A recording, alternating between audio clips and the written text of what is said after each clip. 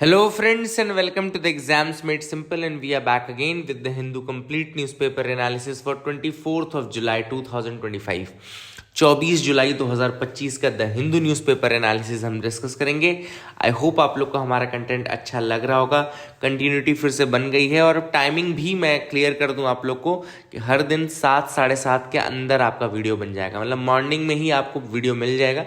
जैसे कि आज भी आप देखेंगे कि आपको टाइमली मिल गया है तो 6:30 के बाद मतलब 7:30 तक आपको वीडियो मिल ही जाएगा। तो टाइमिंग में भी मैं गारंटीड आपको देता हूँ कि we will be producing the videos on time. बस आपका काम रहेगा कि please do like it and do share it.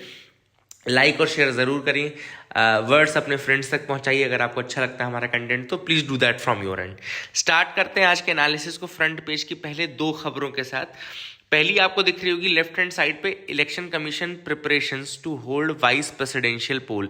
अब आप सबको पता होगा कि बहुत ही हड़बड़ी में और कहना चाहिए ताबड़तोड़ तरीके से वाइस प्रेसिडेंट अपना रेजिग्नेशन दे दिया। वाइस प्रेसिडेंट का रेजिग्नेशन न केवल ले लिया गया, एक्सेप्ट कर लिया गया, बल्कि उनको रेसिडेंस खाली करने के ऑर्डर भी दे दिए गए। ठीक है, तो all this things happened in a jiffy. बहुत जल्दी ये सारी चीज़ें हुई हैं। तो थोड़ा सा अपन बात कर लेते हैं from the exam point of view कि क्या है। वैसे मैंने कल परसों फिर पहले डिस्कस किया हुआ था आपके साथ, आज दोबारा आपको बता देता हूँ। सबसे पहली चीज़ तो वाइस प्रेसिडेंट का जो इलेक्शन होता है वो इलेक्टोरल कॉलेज के थ्रू होता है। आपको पता होगा कि दो पोस्ट ऐसी हैं जो इलेक्टोरल कॉलेज से इलेक्ट होती है। एक होती है वाइस प्रेसिडेंट की और दूसरी होती है प्रेसिडेंट की। ठीक है ना, तो वाइस प्रेसिडेंट और प्रेसिडेंट के इलेक्टोरल कॉलेज में क्या डिफरेंस होता है कि प्रेसिडेंट का जो इलेक्टोरल कॉलेज होता है उसमें केवल इलेक्टेड मेंबर्स आते हैं। कहाँ के? लोकसभा के और राज्यसभा के। ठीक है ना, प्लस स्टेट लेजिस्लेटिव असेंबलीज के भी इलेक्टेड मेंबर्स आते हैं जब प्रेसिडेंट का इलेक्टोरल कॉलेज होता है। तो वहीं जब वाइस प्रेसिडेंट का इलेक्टोरल कॉलेज होता है तो केवल और केवल लोकसभा और राज्यसभा के मेंबर्स आते हैं, लेकिन इलेक्टेड आपके नॉमिनेटेड दोनों आते हैं। वाइस प्रेसिडेंट के केस में elected plus nominated members of Lok Sabha and Rajya Sabha, है ना, and Rajya Sabha. And there is no criteria for SLA, यानी कि स्टेट लेजिस्लेटिव असेंबली का कोई मेंबर नहीं आता। ठीक है, जैसा अभी अपन ने देखा था कि प्रेसिडेंट के केस में elected members of state legislative assembly भी आ रहे थे, यहाँ पे नहीं आते हैं। ठीक है ना, देन वाइस प्रेसिडेंट का जो इलेक्शन होता है उसके लिए 20 इलेक्टर्स जो कि which will have to propose the nomination of a candidate. जो कैंडिडेट होता है उसके लिए 20 electors have to propose the nomination of a candidate with at least another 20 electors as seconders. तो प्रपोजर्स 20 और उनके सेकेंडर्स 20 चाहिए फॉर द वाइस प्रेसिडेंट। तो ये भी आपको इंपॉर्टेंट है, याद रखना है। कल मैंने आपको एलिजिबिलिटी क्राइटेरिया में एक चीज बताई थी कि जो minimum age criteria that is 35 years for becoming the vice president, है ना। तो that is again a thing which you should remember. 35 साल की एज मिनिमम होनी चाहिए और citizen of India that is a must criteria, should not hold any office of profit. ये सारी चीजें हमने कल डिस्कस की हुई हैं। देन एक और चीज मैंने आपको बताई थी, इसमें इंपॉर्टेंट है कि वाइस प्रेसिडेंट का जब हट जाता है, रिमूवल होता है या रेजिग्नेशन होता है, कुछ भी होता है, तो अपने कॉन्स्टिट्यूशन में क्या मेंशन है? कॉन्स्टिट्यूशन में मेंशन है कि election should happen as soon as possible, ASAP, है ना, ये मेंशन किया गया है कॉन्स्टिट्यूशन में। कोई डेडलाइन नहीं दी गई है। वहीं पे अगर हम प्रेसिडेंट की बात करें तो 6 महीने का टाइम पीरियड दिया गया है कि अगर हट जाता है तो 6 महीने के अंतर्गत अपने को नया इलेक्शन करा लेना है। But in case of the vice president the timeline is not there और केवल as soon as possible mentioned है। तो ये आपको जरूर एक चीज और याद रखनी है जो कि आई hope you got clarity regarding that. इसको भी आप समझ के रखिएगा, इंपॉर्टेंट है। ठीक है ना, देन इसके अलावा और ऐसा कुछ खास तो नहीं है। हाँ, वाइस प्रेसिडेंट का जो इलेक्टोरल रूल्स थे वो कब आए थे वो यहाँ आज के न्यूज़ एनालिसिस में मेंशन्ड है। Vice presidential electoral rules 1974, second highest constitutional office होता है वाइस प्रेसिडेंट का, याद रखिएगा, सेकंड हाईएस्ट कॉन्स्टिट्यूशनल ऑफिस होता है वाइस प्रेसिडेंट का। तो ये तो हमने पहली न्यूज़ डिस्कस कर ली। दूसरी न्यूज़ है USA cricket battles for its future एमिड power struggle with private consortium ACE। तो यहाँ पे अब USA क्रिकेट का एक इंटरनल बैटल चल रहा है वहाँ के प्राइवेट कंसोर्शियम ACE के थ्रू द्वारा के साथ। अब क्या हुआ देखो, 2019 में USA क्रिकेट ने अपनी पूरी चाबियां दे दी अमेरिकन क्रिकेट एंटरप्राइज इंक्लूसिव को या इनकॉर्पोरेशन को, याद रखेगा। अमेरिकन क्रिकेट एंटरप्राइज जो ACE है वो एक प्राइवेट कंसोर्शियम है जिसको फाउंड किया है समीर मेहता, सत्यम गजवानी, इन सब लोगों ने इसको फाउंड किया है। और इन एस को, जो एस ये प्राइवेट कंसोर्शियम है, इसको 50 सालों के लिए राइट्स मिल गए थे अमेरिकन यानी कि यूएसए क्रिकेट के T20 क्रिकेट को रन करने के लिए, ठीक है ना। और ये उन्होंने टर्म्स एंड कंडीशन साइन कर लिए, जिसमें एसी ने ये प्रॉमिस किया था कि वो एक तो they will bankroll the national teams, they will build 6 stadiums, they will launch professional leagues और ये सारी चीज़ें, और अमेरिका में क्रिकेट को सबसे बड़ा सेकंड बेस्ट या जो भी नेक्स्ट मेजर स्पोर्ट में कन्वर्ट करेंगे, ठीक है ना। ये चीज़ें हालांकि वो काफ़ी हद तक सफल भी हुए, क्योंकि T20 में अगर आपको याद हो तो पाकिस्तान को हराया था यूएसए ने और सुपर 8 में जाके पहुंच गए थे, तो that was something a big achievement, इसका अवार्ड मिला था। बट अभी अब यूएसएसी यानी कि यूएसए क्रिकेट एसोसिएशन जो है और एस कंसोर्शियम के बीच में इशू चल रहे हैं, और यूएसएसी को नोटिस भी दिया जा चुका है बाय द आईसीसी यानी कि इंटरनेशनल क्रिकेट काउंसिल जो है उसने यूएसएसी को ऑलरेडी नोटिस दे रखा है बहुत सारी चीज़ों को लेकर के। अब ये इशू क्यों है? इशू ये है क्योंकि ओलंपिक्स आने वाला है, और 2028 में जो ओलंपिक्स है वो कहाँ होने वाला है? लॉस एंजलिस में। तो आप ऐड कर लीजिए अपने नोट्स में कि 2028 का जो ओलंपिक्स है वो कहाँ होने वाला है? एलए यानी कि लॉस एंजलिस में। और इंपॉर्टेंट चीज़ ये है कि एलए का जो ओलंपिक्स है उसमें cricket will also be a sport, है ना। यूएसए में क्रिकेट भी will also be a sport, तो फॉर दैट रीजन अब ऑलरेडी यूएसएसी नोटिस में है, तो देखो क्या इसका फ्यूचर है। But right now the issue is going on. तो अगर एस कंसोर्शियम के बारे में कोई आपसे पूछे कि क्या है, क्यों न्यूज में था, तो याद रखेगा for running the USA cricket and all. तो I hope you got clarity regarding this news article as well. आगे मूव करते हैं। आगे आपको यहाँ पे 2 टॉपिक दिख रहे होंगे जो मैंने हाईलाइट किए हैं। कल किसी ने कहा था पेज नंबर जरूर बता दीजिए, तो ये इंटरनेशनल एडिशन है द हिंदू का, और इसका पेज नंबर 3 है, जिसमें हम एक तो देख रहे हैं जीएसटी के बारे में, दूसरा यूएई के बारे में। तो मैं आपको जीएसटी का बैकग्राउंड बताऊंगा, हालांकि यहाँ पे न्यूज इंपॉर्टेंट नहीं है, बट जीएसटी हर साल क्वेश्चन किसी फॉर्म में पूछा जाता है, तो वो हम डिस्कस करेंगे। इसके अलावा यूएई का मैं आपको मैप दिखाऊंगा और उसके मैप के इंपॉर्टेंट की पॉइंट्स भी डिस्कस करूंगा। तो लेट्स स्टार्ट। मैंने इसके नोट्स ऑलरेडी अलग से निकाल रखे हैं, क्योंकि कुछ इंपॉर्टेंट मेरे को आपको फोटोज भी दिखानी थी, तो मैंने इसको रखा है। जीएसटी के बारे में अगर आपको बताऊं तो एक इनडायरेक्ट टैक्स है। सबसे पहले देखो जो कीवर्ड्स हैं वो जरूर ध्यान रखना, बाकी चीजें सब साइड लाइन है, ठीक है ना। कीवर्ड्स जरूर आपको ध्यान देने हैं, ठीक है। तो पहली चीज तो ये कि एक इनडायरेक्ट टैक्स होता है जिसने कि रिप्लेस किया था वैट को, यानी कि वैल्यू एडेड टैक्स को इसने रिप्लेस किया था। एंड इसका एक्ट पास हुआ था इन द पार्लियामेंट ऑन 29 मार्च 2017, और ये फोर्स में आया 1 जुलाई 2017 में, ठीक है ना। तो याद रखिएगा, चूंकि ये फेडरल स्ट्रक्चर को चेंज कर रहा था, इसलिए स्पेशल मेजॉरिटी के साथ साथ इसको एक्ट बनाने के लिए 50% ऑफ द स्टेट्स का रेटिफिकेशन भी लगा था। आपके लिए एक बहुत ही छोटा सा सवाल मैं ये पूछ रहा हूँ कि आपको बताना है कि कौन से नंबर का अमेंडमेंट है ये, कॉन्स्टिट्यूशनल अमेंडमेंट एक्ट कौन सा है ये जीएसटी वाला, ठीक है। तो ये आप मुझे कमेंट सेक्शन में बता सकते हैं। जीएसटी की अगर हम बात करें तो बेसिकली इसके कुछ जो की फीचर्स हैं वो याद रखना है आपको। एक तो इनडायरेक्ट टैक्स है, दूसरा मल्टी स्टेज टैक्स है। मल्टी स्टेज टैक्स मैं आपको इसका मतलब बता दूं, जैसे एक प्रोडक्ट की लाइफ साइकिल होती है, जैसे कि आप रॉ मटेरियल्स खरीदते हो, दिख रहा होगा आपको, फिर आप मैन्युफैक्चरिंग करते हो, फिर आप होलसेलर या वेयर हाउसिंग को बेचते हो, फिर वहां से रिटेलर के पास जाता है, रिटेलर फिर फाइनल सेल करता है कंज्यूमर को। तो मल्टी टैक्स का मतलब क्या है कि tax is levied on each of these stage, हर स्टेज में टैक्स लगेगा आपको, ठीक है ना।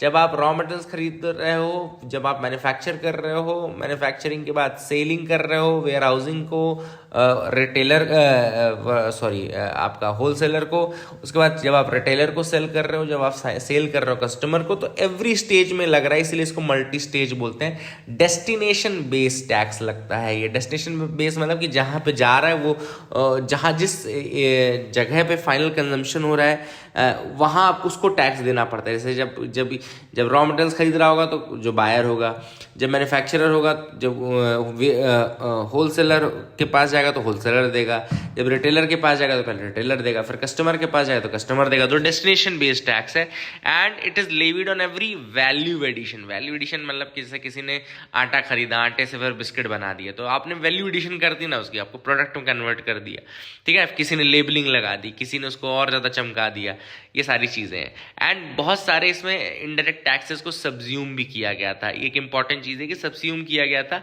और सब्ज्यूम का मतलब क्या है, कौन कौन से टैक्स इसके अंतर्गत हैं? तो देखो, टैक्सेस विच वर सब्ज्यूम्ड में आप देख सकते हैं सेंट्रल एक्साइज ड्यूटी जो है वो सब्ज्यूम्ड है, duties of excise, additional duties of excise, customs की duty, additional duties, special additional duty on custom, cess, state VAT, central sales tax, purchase tax, luxury tax, entertainment tax, entry tax, taxes on advertisement, taxes on lotteries, betting and gambling, ये सब subsumed है। कौन से tax consumed नहीं है post GST? Basic customs duty, tax on petrol and diesel, tax on tobacco and alcohol, stamp duty on property, electricity duty, vehicle tax and property tax. बहुत important chart है ये, जरूर आप देख लीजिएगा। आई होप यू गॉट क्लैरिटी। दूसरा जो page number 3 में ही मैंने आपको बताया था न्यूज़ हम डिस्कस करेंगे, वो है यूएई का मैप डिस्कशन। जैसे कि आप यूएई का ये मैप देख रहे होंगे, यूएई में बॉर्डरिंग कंट्रीज आपको इधर लेफ्ट हैंड साइड यानी कि वेस्टर्न पार्ट में आपको सऊदी अरेबिया दिख रही होगी और ईस्टर्न साइड में आपको ओमान दिख रही होगी। There is a Oman also touching and Saudi Arabia is on the western front. तो इम्पॉर्टेंट ये है। दूसरा मैंने नीचे लिख रखा है सिटीज़ कौन कौन से इंपॉर्टेंट है, तो अबू धाबी डेफिनेटली इंपॉर्टेंट है, कैपिटल है यूएई की, richest emirate political and oil centre है। दुबई इंपॉर्टेंट सिटी है, लार्जेस्ट सिटी। शारजा इंपॉर्टेंट है, कल्चरल कैपिटल यूएई की। And Ajman is important, smallest emirate known for port and manufacturing. Ras al Khaimah is also there. Then Fujairah is the only emirate on the Gulf of Oman. And Umm al Quwain, याद रखिए उलन Quwain जो है वो least populace है, traditional industries के लिए जाना जाता है। फिजिकल फीचर्स की बात करूँ तो रूबल खली जो यहाँ का डेजर्ट है, जैसा कि आप देख भी पाएंगे यहाँ पे रूबल खली नीचे दिखा है ना, Rub al Khali desert, that is important desert which is there. Then Al Hajar mountains है यहाँ पे, अल हजर माउंटेन्स लिखा है यहाँ पे मैप में, वो भी आया है शायद, चलो ठीक है इसमें नहीं दिख रहा, लेकिन अल हजर माउंटेन्स है, ठीक है। और ये देखो गल्फ ऑफ ओमान पे जो फुजाइरा है ये बहुत इंपॉर्टेंट पोर्ट भी है, फुजाइरा पोर्ट भी काफ़ी ज़्यादा इंपॉर्टेंट है। बाकी गल्फ ऑफ ओमान आपको दिख रहा होगा, स्ट्रेट ऑफ हॉर्मुज आपको दिख रहा होगा। देखो इधर ओमान जहाँ लिखा है ना, इधर ओमान, वहाँ गल्फ ऑफ ओमान है। Straight of Hormuz gulf of Oman और पर्शियन गल्फ के बीच में आती है, gulf of Oman and Persian gulf के बीच में है ना, तो ये भी आप इंपॉर्टेंट है जो याद रख सकते हो। तो this is something important map जो कि आपने देखा, हमने डिस्कस कर लिया। आगे मूव करते हैं, देखते हैं और क्या इंपॉर्टेंट है। India resumes visas for Chinese tourist after a gap of 5 years। 5 सालों के बाद चाइनीज टूरिस्ट के लिए वीज़ा ओपन कर दिया है इंडियन एम्बेसी इन बीजिंग ने अनाउंस किया। और याद रखिएगा इस चीज़ को, 5 सालों के बाद शुरू करें after the Galwan crisis and all. इसके अलावा यारलंग सांगपो यानी ब्रह्मपुत्रा रिवर पे जो डैम बना रहा है चाइना, 60,000 मेगावाट का, 60,000 मेगावाट हाइड्रो पावर एक डैम बना रहा है, जिसके इंडिया ने कुछ कंसर्न्स रेस किए थे, लेकिन चाइना ने सारे रिजेक्ट कर दिए, कोई कंसर्न नहीं है, सब सही है, ठीक है। तो I hope you got clarity regarding that as well. आगे मूव करते हैं, देखते हैं और क्या इंपॉर्टेंट न्यूज आर्टिकल है जिनके बारे में डिस्कस करना है। पेज नंबर 7 पे vitamin D deficiency linked to neuro developmental issues. बहुत इंपॉर्टेंट चीज़ है कि विटामिन डी को नॉर्मली लोग केवल रिकेट्स और ये हड्डियों से संबंधित मानते हैं कि यार ये रिकेट्स से संबंधित है, जो डिसीज होती है ना रिकेट्स, हड्डियों से संबंधित होती है, हड्डियां आपकी बेंड हो जाती हैं, मुड़ जाती हैं, कमजोर हो जाती हैं। हालांकि विटामिन डी का इन्फ्लुएंस इम्यून फंक्शंस के साथ साथ growth and even mental health के साथ है। This is what has been coming out after the research. And neuro developmental issues जैसे कि लैंसेट ने ये पब्लिश किया है कि साइकियाट्रिक इशू भी आपको हो सकते हैं, स्किज़ोफ्रेनिया हो गया, ADHD जो कंपल्सिव डिसऑर्डर है, ऑटिज्म स्पेक्ट्रम डिसऑर्डर है, डिप्रेशन, बाइपोलर डिसऑर्डर, एनोरेक्सिया, ये सारी चीज़ें आपको हो सकती हैं अगर आपके यहाँ विटामिन डी की कमी, स्पेशली जो बर्थ का टाइम पीरियड होता है वहाँ से आप ये चीज़ें गैदर कर सकते हैं। और इसी कारण से जो प्रेग्नेंट वुमेन होती हैं उनके लिए विटामिन डी के सप्लीमेंट्स लेना बहुत आवश्यक हो जाता है, कि क्योंकि अगर उनके अंदर कमी है तो चाइल्ड के अंदर भी कमी हो जाएगी, है ना। इसलिए जो प्रेग्नेंट वुमेन है उनको बहुत ज़रूरी होता है कि फर्स्ट ट्राइमेस्टर या सेकंड ट्राइमेस्टर ने जो पहले 3 मंथ होते हैं प्रेगनेंसी के और जो सेकंड 3 मंथ होते हैं प्रेगनेंसी के, उसमें वो इस तरीके के जो विटामिन डी के सप्लीमेंट्स हैं वो ज़रूर लें अगर उनकी बॉडी में पर्याप्त विटामिन डी नहीं है तो। Otherwise this can be one of the issues, schizophrenia, ADHD, autism disorder, है ना, ये सारी चीज़ें हो सकती हैं। तो I hope you got clarity regarding that as well. एक और चीज़ आपको मैं थोड़ा एडिशनल बता दूं कि हमारी बॉडी नेचुरली विटामिन डी बना लेती है, लेकिन इसके लिए उसको सनलाइट की आवश्यकता पड़ती है। तो 10 बजे से लेकर के 3 बजे के बीच में, सुबह 10 बजे से 3 बजे के बीच में कम से कम 15 से 20 मिनट की सनलाइट आवश्यक है। तो यही टाइम और इसी टाइम पीरियड की सनलाइट चाहिए, 10 बजे से 3 बजे के बीच के, है ना। तो याद रखिएगा। सनलाइट से कैसे बनता है विटामिन डी, बता दूं कि जो यूवी बी रेज होती हैं सनलाइट की, वो आपकी स्किन को जब हिट करती हैं तो स्किन के अंदर एक सब्सटेंस होता है 7 डिहाइड्रोकोलेस्ट्रॉल, एक टाइप ऑफ कोलेस्ट्रॉल है 7 डिहाइड्रोकोलेस्ट्रॉल। तो यूवी बी रेज जो होती हैं वो कन्वर्ट कर देती हैं इस 7 डिहाइड्रोकोलेस्ट्रॉल को विटामिन D3 में, यानी कि या क्लोई कैल्सीफेरॉल में कन्वर्ट कर देती हैं, विटामिन D3 में कन्वर्ट करती हैं। फिर विटामिन D3 देन उसके बाद प्रोसेस होता है by liver and kidney into active forms, है ना। जैसे एक्टिव फॉर्म्स कौन से हैं, लीवर में कैल्सीडियोल है और किडनीज में कैल्सिट्रॉल है, ठीक है। तो that is how this is there and this active form that help absorb the calcium. फिर यही जो एक्टिव फॉर्म है ये कैल्शियम को एब्जॉर्ब करता है, अदरवाइज कैल्शियम एब्जॉर्ब नहीं कर पाएगी आपकी बॉडी। तो this is how it happens and vitamin D किस तरीके से नेचुरली प्रोड्यूस होता है। I hope you got clarity. आगे मूव करते हैं एडिटोरियल पार्ट में। पहला जो एडिटोरियल है, the reality of changing dimensions of warfare, written by M.K. Narayan, an amazing article again. बहुत ही अच्छे इसके नोट्स भी मैंने बना रखे हैं, तो आप वहाँ पे देखेंगे तो वहाँ पे मैंने M.K. नारायण की फोटो लगा रखी है, तो आपको समझ में आएगा। The reality of changing dimension of warfare, जैसे कि आप देख सकते हैं वही एडिटोरियल है। सबसे पहले ऑथर ने मैकियावेली के बारे कोट करते हुए बोला है, मैकियावेली ने ये कहा था कि politics as a contest of power and survival and morality is secondary to realism। तो यहाँ पे निकोलो मैकियावेली ने कहा था politics is a contest of power and survival and morality जो है वो सेकेंडरी हो जाती है, ठीक है ना। तो इसके लिए ऑथर ने कहा कि अभी टाइम्स इतने चेंज हो गए हैं कि वेपन्स एंड टेक्नोलॉजी जो है वो डोमिनेट करती हैं जियोपॉलिटिकल पावर को, rather than diplomacy and treaty. पहले ट्रीटी करती थी, डिप्लोमेसी करती थी, बट चेंजिंग टाइम्स में weapons and technologies are now dominating this, ठीक है ना।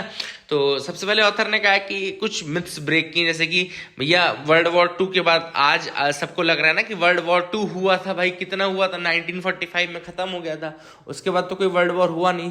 पर इसका मतलब ये नहीं कि पीस हो गया है ना। वर्ल्ड वॉर नहीं हुआ तो इसका मतलब ये नहीं कि पीस आ गया। तो there is a illusion of peace, जो कि ऑथर ने कहा है। और अगर आप देखें हिरोशिमा नागासाकी पे एटॉमिक बॉम्ब्स गिराए थे 1945 के आसपास, एंड उसके बाद अगर आप देखें तो कोरियन वॉर हुआ, वियतनाम वॉर हुआ, अफ्रीका मिडिल ईस्ट में क्राइसिस हैं, बैल्कन्स में क्राइसिस हैं। ये सारी चीज़ें ऑथर ने बताई कि हुई हैं। अभी भी आज भी पीस हम फुल्ली अचीव नहीं कर पाए हैं, ठीक है ना। तो ऑथर ने एक चीज़ बताई। इसके अलावा ऑथर ने बताया कि 2 इवेंट्स बताए इंपॉर्टेंट हैं जो धीरे धीरे टर्निंग पॉइंट बनने, फॉल ऑफ बर्लिन वॉल जो कि सिंबलाइज करता है end of the cold war era, है ना, और इसके बाद कोलैप्स ऑफ सोवियत यूनियन, ये सारी चीज़ें।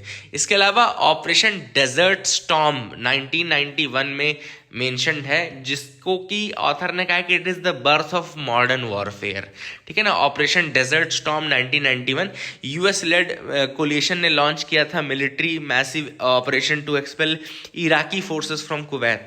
इराकी फोर्सेस को कुवैत से निकालने के लिए ऑपरेशन डेजर्ट स्टॉर्म 1991 में किया था। इसमें यूएस ने precision air strikes, stealth technology, 3 dimensional warfare यानी कि एयर सी लैंड का यूज़ किया था, सैटेलाइट्स नेविगेशन एंड ऑल। तो operation desert storm will be important, अपने नोट्स में ऐड कर लीजिएगा। अब ऑथर ने कहा कि पोस्ट कोल्ड वॉर के जो कन्फ्लिक्ट्स हैं, 9/11 इंपॉर्टेंट है। इसके अलावा अभी बहुत सारे वॉर चल रहे हैं, सीरिया, रवांडा, इराक, है ना। अभी तो अब इजराइल तो आप देख ही रहे हैं। तो इसको उन्होंने 21st सेंचुरी के वॉरफेयर में ऐड किया है। यूक्रेन रशिया का वॉर हो गया जो आपके, अब इन वॉर्स में क्या देखने को मिला है, इन वॉर्स में और नए डेवलपमेंट्स देखने को मिले, जैसे कि ऑटोमेशन मतलब कि ड्रोन्स का अटैक, ड्रोन स्वाम्स जो आ रहे हैं, 100 200 500 ड्रोन से एक साथ अटैक कर रहे हैं। AI बेस्ड टारगेट रिकॉग्निशन हो रहा है। लॉइटरिंग म्यूनिशंस, प्रिसीजन मिसाइल्स का यूज हो रहा है। साइबर अटैक्स बहुत ज़्यादा बढ़ गए, स्पेशली रशिया जो है वो साइबर अटैक्स का बहुत ज़्यादा यूज़ करता है। AI powered decision making they दी गई है, नेटवर्क सेंट्रिक वॉरफेयर हो रहे हैं, जैसे कि आप देखो कि आजकल इलेक्ट्रिसिटी ग्रिड खराब पूरी की पूरी हैक कर ली, इलेक्ट्रिसिटी ग्रिड में प्रॉब्लम, मतलब इस तरीके के क्रिटिकल इंफ्रास्ट्रक्चर को टारगेट किया जा रहा है। तो इसमें जो इंडिया पाकिस्तान का चाहे कॉन्फ्लिक्ट हो, उसमें भी advanced drones, fighter aircraft, BrahMos missile, air to air, ये सारा देखने को मिला था। तो ट्रेडिशनल बैटलफील्ड कॉम्बैट अब नहीं हो रहा है, अब पूरा technological automated precise and remote controlled weaponry का यूज किया जा रहा है, और ऐसा नहीं बोला, डिजिटल साइबर ऑटोनॉमस वॉरफेयर का यूज किया जा रहा है। All this things are there, है ना। तो this is what author says. इसके अलावा ऑथर ने ये भी कहा कि इंडिया को अडेप्ट करना पड़ेगा, बहुत जल्दी अपने मॉडर्नाइजेशन के प्लान्स को लाना पड़ेगा, डिफेंस को रिविजिट करना पड़ेगा, रिवाइज करना पड़ेगा, है ना। ये सारी चीज़ ऑथर ने कहा है। इसके अलावा indigenous research and development, UAV, AI warfare में इंडिया को आगे बढ़ना पड़ेगा, एंड मल्टी फ्रंट जो थ्रेट्स हैं, यानी कि चाइना, पाकिस्तान, अलग अलग फ्रंट की जो थ्रेट्स हैं, उनसे तभी हम निपट सकते हैं। तो I hope you got clarity regarding this article. दूसरा, spare live animals move to biological models, बहुत ही सिंपल आर्टिकल है, कठिन मत नहीं करूंगा आपके लिए, सिंपल से बता दूं। इसमें ऑथर ने जो टेस्टिंग होती है, एनिमल टेस्टिंग, यानी कि जैसे क्या होता है, कोई ड्रग टेस्ट करना है, कुछ भी एक्सपेरिमेंट करना है, तो क्या होता था, स्कूलों में ले लो, मेढक काटे जाते थे, है ना, मेढक का स्ट्रक्चर पढ़ाने के लिए। तो आप देखो वो भी एक तरीके से गलत ही है ना, क्योंकि आप ये मान रहे हो कि आपकी लाइफ सुपीरियर है, since you are a human being, you are morally superior and all, and therefore other lives do not matter as much, है ना। तो ये चीज़ें जो है, ऑथर ने वही कहा कि दिस इज एथिकली रॉन्ग, पहली चीज़। तो हमको उनकी सफरिंग को कम करने के लिए क्या करने की आवश्यकता है। तो यहाँ पे ऑथर ने कहा कि चूंकि टाइम पीरियड्स चेंज हो गए, एक तो टेक्नोलॉजी बहुत ज़्यादा आगे बढ़ चुकी है, यानी कि चाहे ऑगमेंटेड रियलिटी हो, चाहे वर्चुअल रियलिटी हो, ये बहुत ज़्यादा आगे आ गया। तो first is augmented reality, virtual reality. Second is biological advancement भी बहुत सारा हुआ है, जैसे कि अगर आप चाहें तो बहुत सारे लैब ग्रोन एनिमल्स भी हैं, लैब ग्रोन बॉडी पार्ट्स भी आप डेवलप कर सकते हैं। तो बायोलॉजिकल मॉडल्स, आप सिंथेटिक बायोलॉजिकल मॉडल्स आप बनाओ और उन पे एक्सपेरिमेंट और टेस्टिंग जो आपको करनी है वो करो, है ना। इस तरीके से पढ़ाने के लिए भी आप उन्हीं का यूज कर सकते हैं। All this things have been mentioned in this article. तो इससे जो मतलब एनिमल क्रुएलिटी है वो वाला पार्ट थोड़ा डिक्रीज हो जाएगा। So that is what has been mentioned. अगला आर्टिकल जो है वो है can presidential reference change a judgement. अब यहाँ पे बात चल रही है अभी रिसेंटली आर्टिकल 143 की। आप सबको पता है कि प्रेसिडेंट को जब सुप्रीम कोर्ट से एडवाइस चाहिए ऑन क्वेश्चन ऑफ लॉ तो वो ले सकता है वाया यूजिंग आर्टिकल 143, है ना। आर्टिकल 143 यानी कि मैं इसको ऐसे याद करता था कि जब प्रेसिडेंट सुप्रीम कोर्ट को आई लव यू बोल रहा हो तो आई लव यू को बोलेगा भाई, जब कुछ पूछना होगा तो 143 से आप ऐसे ही याद कर लीजिए, कुछ भी याद कर लीजिए यार। तो that is how you will remember it, and इसको आप याद कर सकते हैं। एंड इसके बाद एडवाइस लिया जा सकता है। नाउ पहली चीज, जो पहला सवाल है, क्या सर एडवाइस देना जरूरी है? नहीं, एडवाइस देना जरूरी नहीं है। सुप्रीम कोर्ट चाहे तो डिनाई कर सकता है एडवाइस देना, ठीक है ना। तो याद रखिएगा, that is the first thing. दूसरी चीज, अगर कोई एडवाइस दिया सुप्रीम कोर्ट ने तो क्या उस एडवाइस को मानना बाइंडिंग है प्रेसिडेंट पे? तो नहीं, वो मानना भी बाइंडिंग नहीं है प्रेसिडेंट पे। दूसरी चीज, एक और चीज आपको बता दूं कि ये क्या, अगर कोई एडवाइस देता है तो क्या इससे कोई जजमेंट इफेक्ट होता है? तो नहीं, judgement will not be affected, है ना। तो अभी हालांकि सुप्रीम कोर्ट से किस चीज पे ओपिनियन मांगा है प्रेसिडेंट ने? जो जजमेंट था सुप्रीम कोर्ट का ही on the Tamil Nadu governor case, उसके ऊपर उन्होंने एडवाइस मांगा है कि क्या ऐसा भाई कर सकता है, कोर्ट है ये वो सारी चीजें। बट उससे जजमेंट चेंज नहीं होगा। जजमेंट आप चेंज तभी होगा जब आप उस पर रिव्यू पिटीशन डालेंगे और सुप्रीम कोर्ट अपना जजमेंट चेंज करेगा फ्रॉम अ हायर बेंच, है ना। तो ये आपको याद रखना है, जजमेंट तभी चेंज होगा। और अगर रिव्यू पिटीशन पे भी नहीं चेंज हुआ तो आप एक और पिटीशन डाल सकते हैं जिसको क्यूरेटिव पिटीशन बोलते हैं, लेकिन वो लास्ट रिजॉर्ट होता है। क्यूरेटिव पिटीशन के बाद कोई और पिटीशन नहीं डाली जाती। तो ये सारी चीजें यहां पर रख सकते हैं। I hope you got clarity regarding that as well. India का जो FDI है वो घटा है। इसका रीजन दो है। पहला तो एक इनकमिंग FDI घटा है ना, और जो नेट FDI होता है। तो जब नेट FDI हम निकालते हैं तो हम क्या करते हैं, देखो लिखा है net FDI is the gross amount coming into India. मतलब ग्रॉस FDI कितना आ रहा है आपके इंडिया में, minus the money sent abroad by foreign companies operating in India. जो फॉरेन कंट्रीज इंडिया में ऑपरेट कर रही हैं वो भी तो पैसा बाहर भेजेंगी, है ना, रिपैट्रिएशन या डिसइन्वेस्टमेंट के माध्यम से, है ना। और प्लस कुछ हमारी जो इंडियन कंपनीज हैं वो बाहर भी FDI दे रही होंगी, मतलब बाहर भी इन्वेस्ट कर रही होंगी।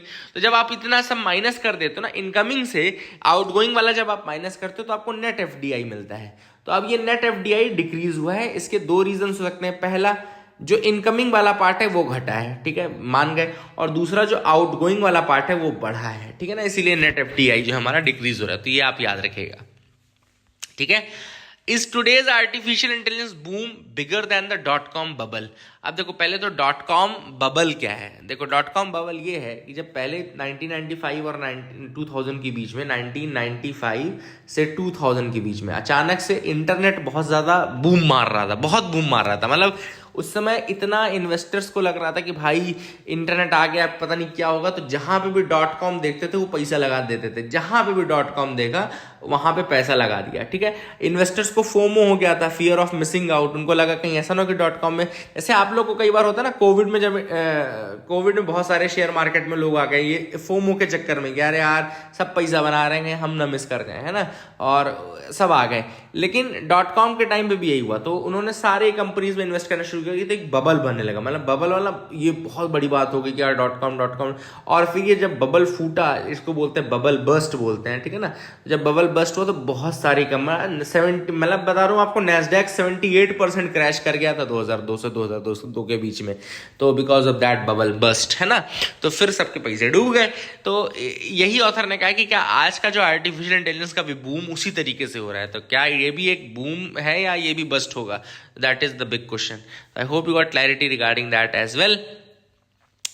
Fehling to take actions against climate change could violate the law. Now हम एक इंपॉर्टेंट जजमेंट यहाँ पे आईसीजे यानी कि इंटरनेशनल कोर्ट ऑफ जस्टिस ने किया है, और इसमें वो कहा है उन्होंने कि जो कंट्री, अगर क्लाइमेट चेंज होता है और उस क्लाइमेट चेंज से अगर छोटे कंट्रीज अफेक्ट होते हैं तो ये इंटरनेशनल लॉ का वायलेशन माना जाएगा, और रिपरेशंस यानी कि जो कंपनसेशन है वो उन कंट्रीज को देना पड़ेगा टू दोज कंट्रीज जो अफेक्ट हो रही हैं इससे, ठीक है ना। इंटरनेशनल कोर्ट ऑफ जस्टिस में ये केस गया था, वनुआतु आइलैंड और ये सब लेकर के गए थे, और इसमें उन्होंने जजमेंट दिया है। अब आपको थोड़ा इंटरनेशनल कोर्ट ऑफ जस्टिस के बारे में बता दूं कि एस्टेब्लिशमेंट इसका 1945 में हुआ था यूएन चार्टर के माध्यम से। 1946 से ये काम करना शुरू किया। हेडक्वार्टर्स का हेग नीदरलैंड में है। ऑफिशियल लैंग्वेज इंग्लिश और फ्रेंच है। 15 जज होते हैं कंपोजिशन में। 9 साल का टर्म रहता है फॉर द जजेस एंड ऑल। नो टू जजेस can be from the same country. जजेस are chosen based on qualification in international law. And ICJ का 2 ज्यूरिसडिक्शन होता है मेन। पहला कंटेंशियस केस यानी कि जिसमें 2 स्टेट्स के बीच में डिस्प्यूट हो, ठीक है ना। दूसरा एडवाइजरी ओपिनियन ज्यूरिसडिक्शन, ठीक है ना, जहां पे आपने एडवाइस मांगी हो। इंपॉर्टेंट है कि इसके जजमेंट हालांकि बाइंडिंग होते हैं, लेकिन कोई मैकेनिज्म नहीं है इन्फोर्स करने का। मैकेनिज्म केवल यूनाइटेड नेशन सिक्योरिटी काउंसिल है ना, तो यूनाइटेड नेशन सिक्योरिटी काउंसिल उसको इन्फोर्स करवा सकती है। अदरवाइज जजमेंट बाइंडिंग्स होते हैं, बट वो खुद इन्फोर्स नहीं, बोले कान नहीं पकड़ लेगी चाइना के जाकर के, भाई चाइना क्यों नहीं मान रहा है बात। तो ये आपको इंपॉर्टेंट याद रखना है। I hope you got clarity regarding that. Judgements हालांकि बाइंडिंग होते हैं, ठीक है, मेंबर कंट्रीज में, जैसे यूएसए भी मेंबर है, चाइना भी मेंबर है, इंडिया भी मेंबर है, ये सारी चीजें। सो that is it for the day friends. I hope you like the video. Please do like share subscribe, keep loving us, keep sharing us, and like share जरूर करिए। Thank you and have a nice day.